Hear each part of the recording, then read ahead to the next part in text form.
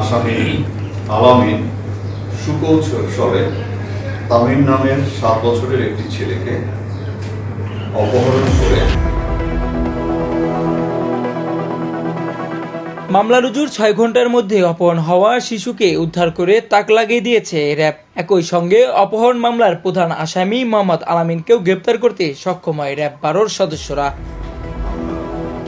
গেল 17 এপ্রিল বিকেলে চুয়াডাঙ্গা থেকে মোহাম্মদ তামিম হোসেন নামে 7 বছরের এক শিশু অপহরণের ঘটনা ঘটে। এরপর তামিমের বাবা চুয়াডাঙ্গা সদর থানায় একটি এজাহার দায়ের করেন।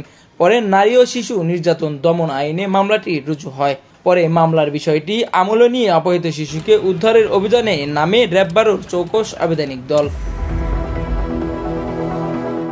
অভিযান চালিয়ে মামলার রুজুর 6 ঘন্টার মধ্যে সিরাজগঞ্জের বেলকুচির চন্দনগাতি এলাকা থেকে অপহৃত শিশু তামিমকে উদ্ধার করে র্যাব সদস্যরা। এ সময় অভিযুক্ত প্রধান আসামি আলামিনকেও গ্রেপ্তার করা হয়।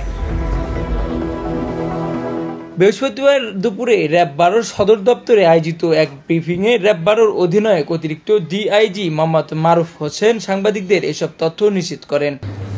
সারা রাতভর অপারেশন পরিচালনা করে বেলকুচি থানাধীন চন্দনগাতি এলাকা থেকে তামিমকে আজকে ভোর 4টায় উদ্ধার করতে সক্ষম হয়। শিশু অপহরণের অভিযোগে গ্রেপ্তারকৃত আসামি মোহাম্মদ আলামিন কুমিল্লার 14 গ্রাম উপজেলার মোহাম্মদ আব্দুল কাদেরের ছেলে।